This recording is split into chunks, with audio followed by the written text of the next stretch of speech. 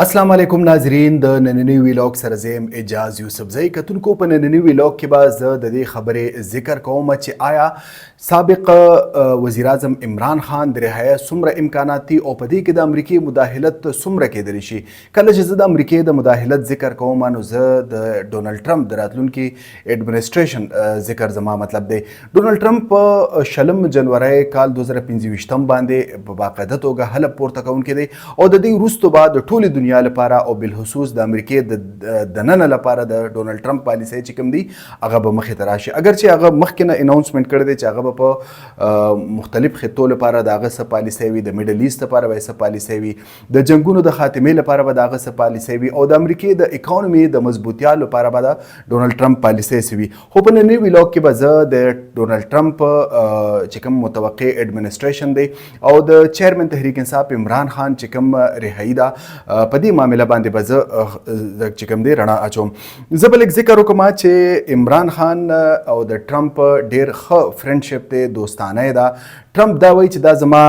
دوست دی او دې زه ډېر زیات خوښوم، لکه لایک کوم. یعنې دا نه پورې ډونالډ ټرمپ ویلي دي په ماضي کې د عمران خان او ډونالډ ټرمپ تعلقات چې کوم دي څنګه چې تاسو کتلی دي چې عمران خان کله جولای 2019 کې د امریکای دوره وکړله نو هلته چې کوم دی د امریکای چې څونه هم مشرانو چې کوم دی نینسي پیلوسی وه دغه رنګ چې کوم دی د هغې وخت صدر ډونالډ ټرمپ چې کوم دی هغه خو بالکل وایټ هاوس ته عمران خان بوته، د هغه کور ودانه ملینا ټرمپ چې کوم موجود وه، بلکې ملینا ټرمپ د عمران خان سره د سیلفي اخیستو خواهش وکړو، بیا په ټول وایټ هاوس کې عمران خان ګرځولی دی او یو ډېر ښه ویلکم یې ورله ورکړی دی. کتونکو د یو داسې ویلکم و د امریکای د دورې پر مهال د پاکستان د یو وزیر اعظم چې د دې نه وړاندې چې څونه هم که موږ ذکر کوو چې جنرال ایوب خان ته چې کوم په هغه وخت کې جان اف کینیډي و یا چې کوم دی جنرال ایوب خان ته ډېر ښه ویلکم کړو نو په هغه وخت کې پاکستان په باقاعده توګه د امریکای کیمپ ته وخت و د سویت یونین خلاف نو دغه وجه کېدلی شي چې ایوب خان ته سابق صدر ایوب خان ته امریکای دامره ښه ویلکم کړي وي. خو عمران خان ته کوم چې په هغه ټایم کې د ډونالډ ټرمپ سره د هغه لږ غونتې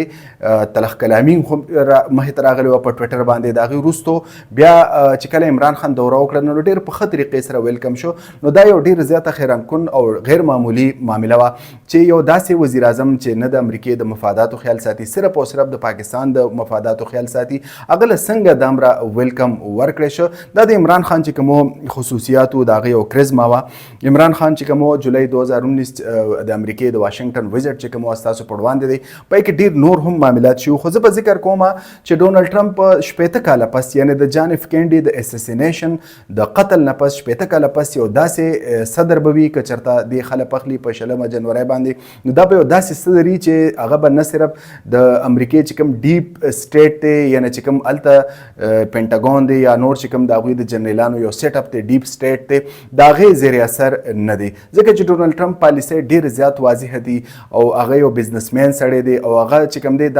دا یو داسې صدر دی چې د نیویارک نه راغلی دی. نو ډونالډ ټرمپ په ظاهره داسې ښکاري چې هغه به د هغوی ډیپ سټیټ چې کوم دی د هغوی په خبرو کې نه راځي او خپلې پالیسۍ به عملي کوي. د دې نه علاوه زه به د دې خبرې هم ذکر وکړم چې سینیټر مشاهد حسین سید یو اهمترین انټرویو مخې ته راغلی ده، هغه هم په دې معامله باندې خبرې کړي دي چې آیا ډونالډ ټرمپ د راتلو سره به عمران خان ته څه ریلیف میلاو شي او که میلاو نه شي. هغه وایي چې موجوده وخت په امریکا کې 2 لوبي چې کوم دی د عمران خان لپاره کار کوي، د دې نه مخکې هغوی هایر کړی په دې وخت کې پته نه لګي چې آیا هغه لوبي اوس هم کار کوي او کنه. خو عمران خان 2 لوبي چې کومو د دین وړاندې د مشاهد حسین سید د خولې خبره ده چې هغه اکټیو کړی وي او هغوی له چې کوم دی د کار لپاره پیسه ورکړې وه. د دې نه علاوه د ډونالډ ټرمپ د انتخابي کمپاین لپاره چې چا پیسه لګولې ده یعنې کومو پاکستانیانو چې د انتخابي کمپاین د ډونالډ ټرمپ لپاره چې کومه پیسه لګولې وه هغه هم ټول د پرو عمران خان دي یعنې د عمران خان ملګري دي. نو د دې ټولو معاملاتو امپلیکیشن دا راتللی شي چې ډونالډ ټرمپ سمویر ان د فیوچر د پاکستان په معاملاتو کې مداخلت وکړي یا یو فون کال وکړي یا د چا په ذریعه یو فون کال وکړي د عمران خان د رهایي یا چې کوم د هغه کیسونه دي په کې د ریلیف چې کوم دی هغه په باقاعده توګه مطالبه وکړي. کتونکو د دې مثالونه څه دي په پاکستان په تاریخ کې یعنې د امریکای لخوا د پاکستان یو لیډر لپاره د امریکای لخوا چې کوم کوششونه شوي د هغه د رهایي لپاره یا د ریسکیو کولو لپاره د هغې په تاریخ کې آیا څه مثال میلاویږي او که نه. د دې 2 مثال کالونه دي. د ټولو نه اول به زه ذکر وکم د میا نواز شریف صاحب کله چې 1999 کې د هغه د منتخب حکومت خلاف سابق جنرال مشرف چې کوم هغه مارشلان نافذ کړله او د نواز شریف او د هغه چې کوم ملګري هغه قید ته واچول. د دې وروسته په هغه وخت کې د امریکې چې کوم صدر و بل کلنټن هغه د خپل مدت چې کوم دی په آخري کال باندې هغه په باقاعده توګه اکټیو شو او ډېره زیاته دا خبره هغه مایند کړه چې څنګه یو پولیټیکل لیډر په جیل کې پروت دی. هغه په باقاعده توګه د سعودي عرب وزیر خارجه ته او دغه رنګ د قطر حکومت ته او د یو ای حکومت سره رابطې وکړه. ویل چې نواز شریف دې ریسکیو کړی شي. د دې وروسته څنګه چې تاسو ته پته ده اول د قطر وزیر اعظم پاکستان ته راغی بیا د یو ای وزیر اعظم پاکستان ته راغی. دا د سن 2000 خبره ده. د دې وروسته سعد حریری چې کوم چې د لبنان وزیر اعظم د هغه په ذریعه سعودي عرب هم مداخلت وکړ او د دې په نتیجه کې نواز شریف چې کوم د پاکستان نه بهر لاړ. نواز شریف چې په کوم کال یعنی په کومه میاشت کې تلو هغه 10 سپتمبر 2000 سن 2000 میاشت چې کوم د امریکای په باقاعده مداخلت سره د پاکستان نه بهر وته. د دې نړوان دی بنظیر بټو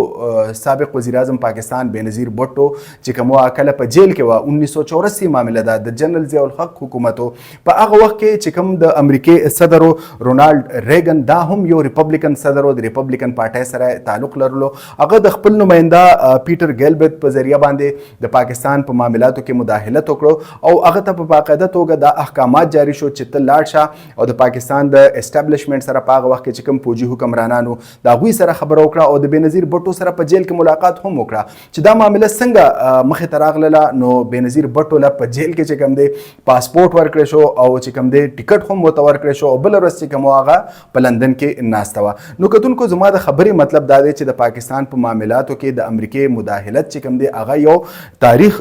ضرور لري. زه به د دې هم ذکر وکم چې آیا دا مداخلت په څنګه وي دا به د عمران خان د پولیټیکل اکټیویټیز لپاره به وي او کنه صرف او صرف داغه چې کوم په قانوني معاملات دي یعنی په جیل کې چې کوم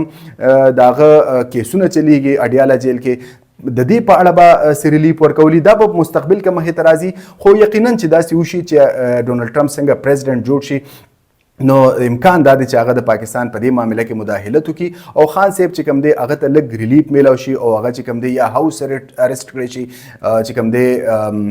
بنیګالا هاوس کې چې کوم دی هغه هاوس ارست کړی شي یا د دې نه علاوه زمان پارک هم یو ځای دی دغه هلته هم امکان دی. خو د دې خبرې هیڅ ګارنټي نشته چې آیا د عمران خان مستقبل کې وزارت عظما یا دغه رنګ چې کوم دی دغه د پارټۍ په اقتدار کې راتلو لپاره هیڅ ګارنټي نشته. خو په ذاتي تور دا امکان ضرور موجود دی چې امریکا